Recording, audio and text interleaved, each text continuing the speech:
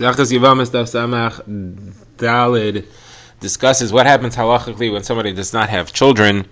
How can they continue to attempt to fulfill the mitzvah of pru or revu? The daf begins with a mishnah, which will introduce the concept of whether somebody can stay married to his wife when they don't have children, and whether she is allowed to marry someone else when they don't have children. The Gemara will discuss the halacha of how long they must wait. The Gemara will give the source for it. The Gemara will also give some related agadata about the avos and their tfilos and the people who lost their ability to have children.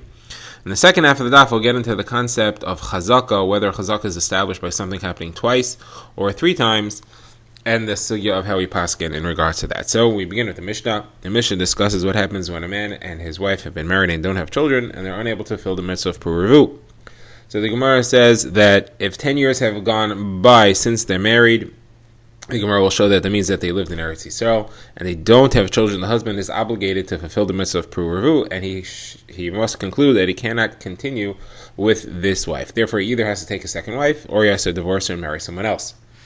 Now, she is allowed to marry someone else. She is not assumed to be at fault. He might be at fault, she might be at fault. They each have to be concerned that the other is the one at fault, and therefore he has to marry someone else. She is allowed to marry someone else and will not prevent him from fulfilling the mitzvah of pru. Important to keep in mind that a woman is not obligated in the mitzvah of pru, only a man is. Now, she's allowed to marry somebody else, because we don't know if the problem is with her. The problem could very well be with him.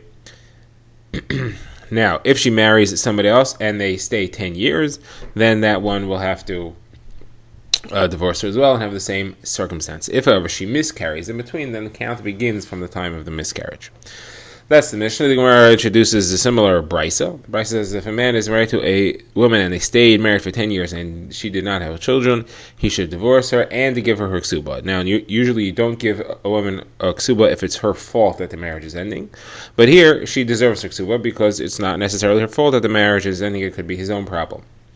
Now, says the Gemara, there is no proof to this 10-year limit, but there is an indication to this from the avos. So we see that after Avram Avinu had been married to Sarah for 10 years in Eretz Yisrael, he went and he took Hagar as the second wife. So you see that it's only living in Eretz Yisrael that counts. It could be that living outside of Eretz Yisrael does not count the sin, or potentially they didn't merit having children when they were outside Eretz Yisrael. Only in Eretz Yisrael does it count. Now, if there are any other circumstance which similarly could prevent him having children, such as if he was ill or if she was ill, those years that they were ill don't go into the calculation of the 10 years. The same would be if they were arrested and imprisoned, even if they were imprisoned together and they could officially procreate, but the fact that they were in jail prevents them from being able to have children, so that doesn't count towards the cheshbon of the 10 years. Now, the Gemara has therefore shown that the counting of 10 years is based on the fact that Avram and Sarah waited 10 years before they did anything. So the Gemara asks, but Yitzchak waited 20 years. Yitzchak stayed married to Rivka even though they were married for 20 years. So how do we learn from there that a man should wait 20 years before he decides he needs to turn to other options to fulfill the mitzvah of pru u'ru? How do we know that Yitzchak waited 20 years? Because it says in the pasuk, "He Yitzchak ben Abraham shana makachtes Rivka." Yitzchak was 40 years old when he married Rivka. That it says explicitly, and it says Yitzchak ben Shishim shana b'ledas. Yitzchak was 60 by the time that they had children. The Gemara says we can't learn from Yitzchak years. We have to learn from Avram's years, because Yitzchak was his own fault. Yitzchak was an akara. Yitzchak was an akur. He himself could not have children, as we shall see in a drasha that is learned later. So the Gemara says, well, we're also going to see later that Avram was an akur. So they both were equally responsible. So why again do we learn from the years of Yitzchak, from the years of Avraham, and not from the years of Yitzchak? So the Gemara says, when the Torah tells us that Avram waited 10 years and Yitzchak waited 20 years, one of them is needed and one of them is extra. When Avram says, it didn't have to tell me that. That has no value that we can see. It must be to teach me that Salach is supposed to wait 10 years. Yitzchak, though, there's an important reason that it says he waited 20 years. It doesn't say he waited 20 years, but it says that Yaakov and Esav were born when he was 60 years old, just 20 years after he was married. When we needed to tell me that in order to be able to make the calculation as to how much time Yaakov spent in the yeshiva of Shem Ve'ever. As we've seen elsewhere in Masechus Megillah, it says that the years that Yishmael lived are listed in order for me to be able to make that calculation, and this is part of the numbers that I need for that cheshbon. So that's not extra, and therefore I'm not going to learn from there. I'll learn from what's extra, which is Avram. Now, the Gemara quotes a bit of a Gadata about Yitzchak's being in Akor and Yaakov and Avram being in Akor.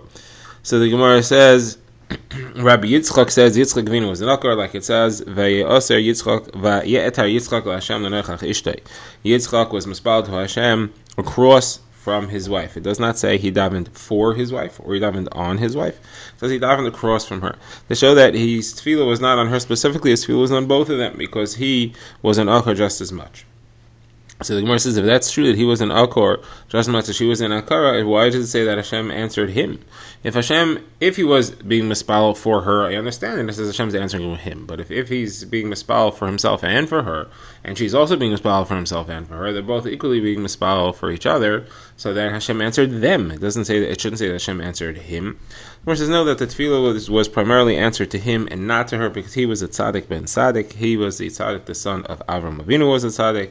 On the other hand, Rivka was a tzaddikah, a tzaddikis, the daughter of a Russia, daughter of Besuel, and therefore her tefillah was not accepted as readily as his was.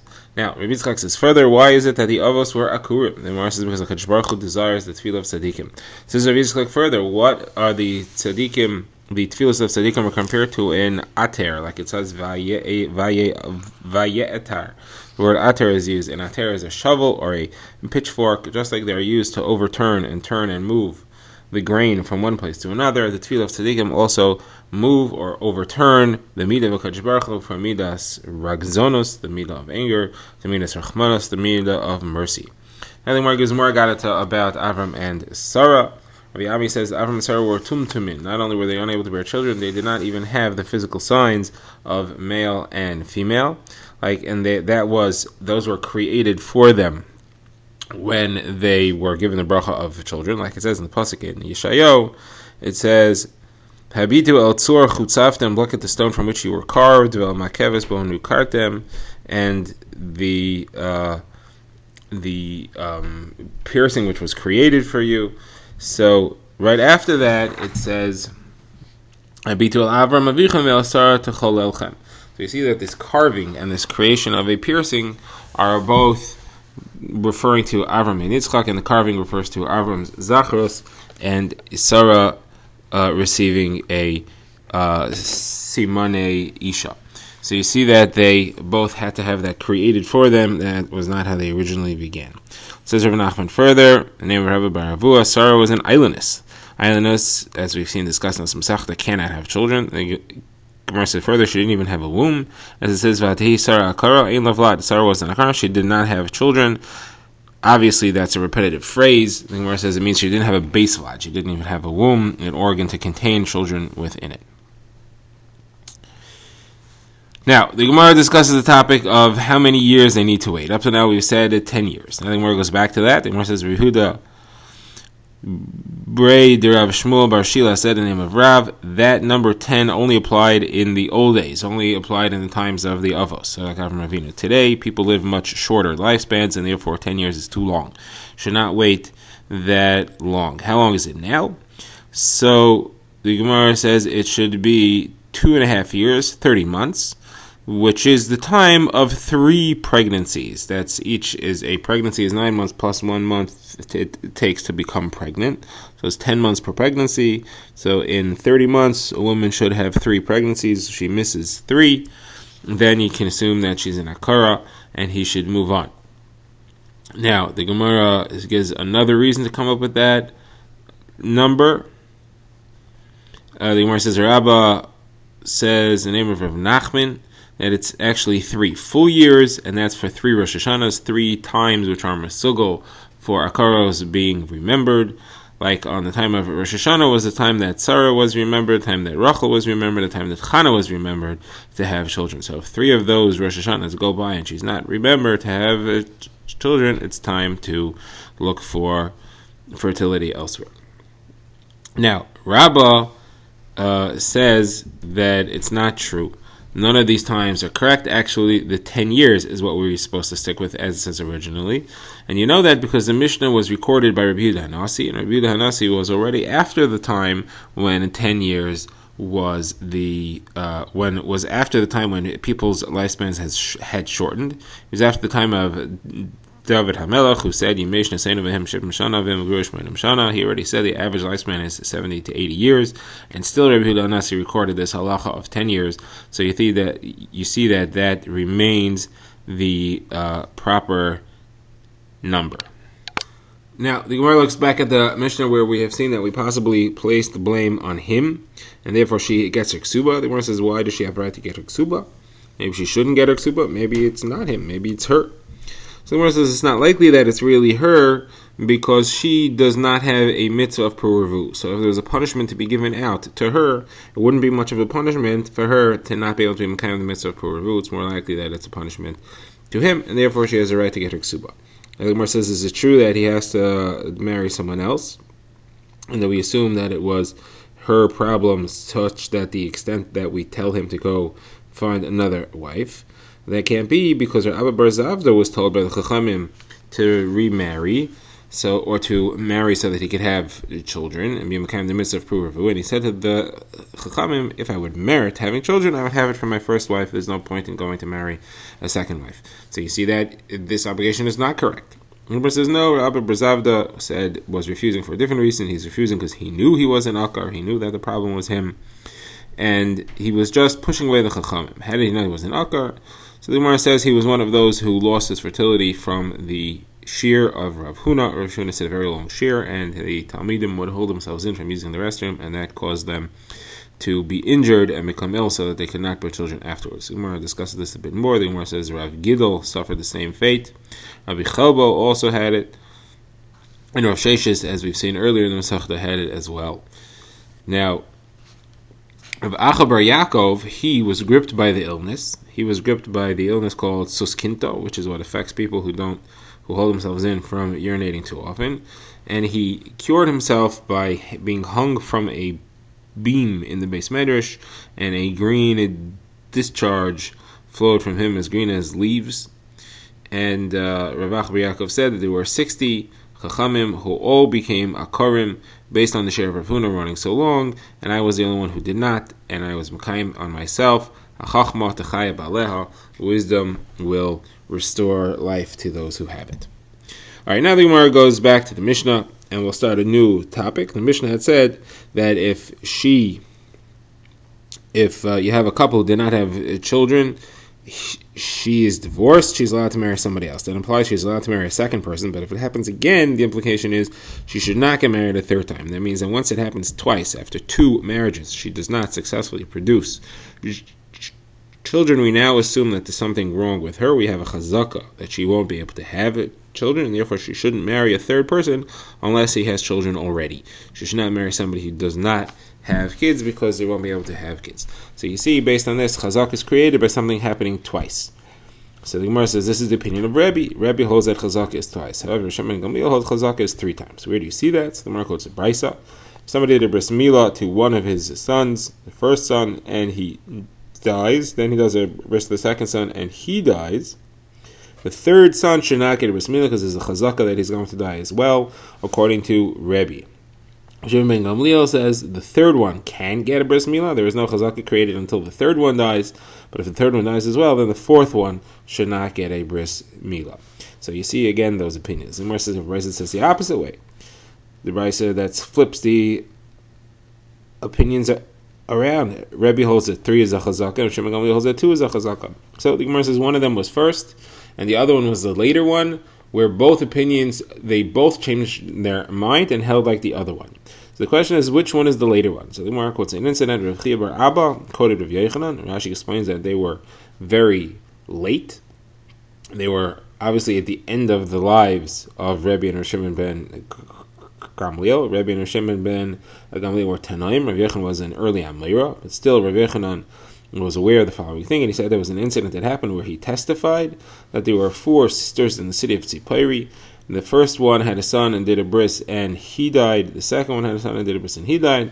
Third one had a son and did a bris, and he died. And then the fourth one came in front of Shimon ben Gamliel and asked, "What should I do?" And she was told, "Don't do a bris" on the fourth one. So you see, after 3, the chazaka was established, and not after 2. So obviously, Shimon ben Gamliel holds that it takes 3. So one says, how do you see that from there? Maybe he would have said it after 2. fact that he said it after 3 would be according to both opinions. It doesn't prove anything. Gemara says no, because if he would have said it after 2, so what is the point of Rav Yochanan saying Eidus here? What is he testifying to? He's testifying to something that has no halachic nafkamina. He has to be testifying in order, because he wants to show this Yisod that it's only after 3 that there's a chazaka, not after 2. Gemara says no, not necessarily. Maybe he's testifying to something else. He's testifying that a chazaka is created even though it's not all in the same family. It's not 3 brothers, it's 3 cousins. Their mothers were sisters. Maybe that is the Chiddush over here. Therefore, you don't have a proof from this incident. Says going to further on the topic of chazaka. Once you've shown me that sisters create a chazaka, that you can be machzik, you can create a chazaka from one sister to another. A person should not marry into a family where people are ill or people have tzaras or anything like that, as long as it happened 3 times. So there, Rav is saying the halacha is like the opinion that you need 3 to create a chazaka. Now, what's the conclusion? In the end, the Gemara asks, the Gemara says, when Rizk Bar Yosef came, he said there was an incident that happened in front of Rav Yochanan and Knishta D'Ma'ayin on Yom Kippur, which was a Shabbos. And there was a bris milah due that day, and it was a bris that had the child that had 2 previous brothers that died from the bris. And they came for Rav Yochanan and said, we have this bris supposed to be done today, Shabbos Yom Kippur, and his 2 brothers had previously died, what should we do? And he said, do the bris. So you see, he was passing that there is no chazaka, that this baby was not supposed to have a bris. He said, Abaye, you see, he mattered both Isser and Sakana. He mattered Sakana because if there was a chazaka that the baby was going to die, it would be a Sakana to do the bris, and it would also be also to do the bris because it's Chil Shabbos and Chil Yom Kippur in a time when there's no chiyuv to do a bris. Now, based on that, Abaye went and he passed this way himself, and he married a woman who had 2 previous husbands that died. He married Choima, the daughter of Isi, brother of Yitzchak, brother of Yehuda, who had been married to Rechava of Pampadisa, who died, and to Rabbi Yitzchak, brother Rabbi Bar Chana, who died as well. Abaye went and married her, and lo and behold, he died as well. Said Rava, so you see the greatness of Abaye. He passed in the halacha, he learned the psak halacha, and he went and he did it himself. He fulfilled this halacha with his own self. Unfortunately, it turned out that after him, the woman was muhsik, that any man she married to was going to die, but he died as well. So the Gemara says, why would Rava say that? That means that Rava seems to be assuming that the halacha is like Rabbi Yitzchak, brother of Yehuda, who said the Eidus here, Rabbi Yitzchak Bar Yosef, who said this Eidus, but Rava has said otherwise. Rava has said that you can rely on the Eidus of Avin, he's reliable, but don't rely on the Eidus of Yitzchak Sumka, because he's not reliable, because he was not around. Either he didn't review his own learning, or he wasn't around by Rav Yochanan to see what Rav Yochanan changed, if he changed his mind in Psak or not. So the Gemara says there's another taina, and that's that this is talking about marriage. Abaye is talking about marriage. Who says that Rav Yochanan's psak by bris milah applies by marriage as well? Gemara says no, those two are the same, because you have a brisa that compares the two. The brisa says somebody who's married to a woman and he dies and she marries someone else and he dies, she should not marry the 3rd husband, according to Rav Shimon ben Gamliel. According to the Tanakama, which we have to assume is Rebbe, it is Rebbe specifically, and Rav Shimon ben Gamliel says he can marry a 3rd, but a 4th he cannot marry. So see, it's the same halacha, milah, and marriage. So the Gemara wonders, what would possibly be the chazaka? What chazaka are we creating? By milah, I understand. We're creating a chazaka that's something wrong with this family. In some families, the blood is soft. In some families, the blood is hard. And one of those conditions, it's unsafe to do a bris milah. So you're making a chazaka that's the situation. However, if a woman is being married to someone, what are you being machzik exactly? So the Gemara says, is being machzik either that her fountain, that is something about the bia with her, causes an illness, or just a mazel. She has a mazel that any man who's married to her is going to die. This is what's the difference? This is a nafkamina halachically, and that is if the man that she was married to had died for something that cannot possibly be because of the bia, either because he died when they were just nisaris, they're just engaged without a bia, or he died, let's say, because he fell off a tree, not because of an illness. So then it could be caused by her mazel, but couldn't be caused by an illness that he caught from her. Now, what is, again, we're still trying to figure out, is the halacha that 2 times creates a chazaka or 3 times creates a chazaka? So the Gemara says that Rav Yosef, Breda Rava, said to Rava, I asked Rav Yosef, different Rav Yosef, I asked, who is the halacha like? I asked, is the halacha like Rebbe? And he said, yes. I asked, is the halacha like Shimon ben Gamliel? And he also said, yes. I think he's making fun of me. He said, it's not making fun of you. In certain topics, the halacha is like Rebbe. In certain topics, the halacha is like Shimon ben Gamliel he. As far as Nisuin and Malkus, the halacha is like Rebbe. As far as Vestais and Shara Mu'id, the halacha is like Shimon ben Gamliel. What does this mean? So the Gemara says, Nisuin is what we said, as far as marrying a woman whose husband had died. Malkus is if Beis Din gives Malkus to somebody and he repeats it, he does the Avera again, at what point is he Chochsik Rasha?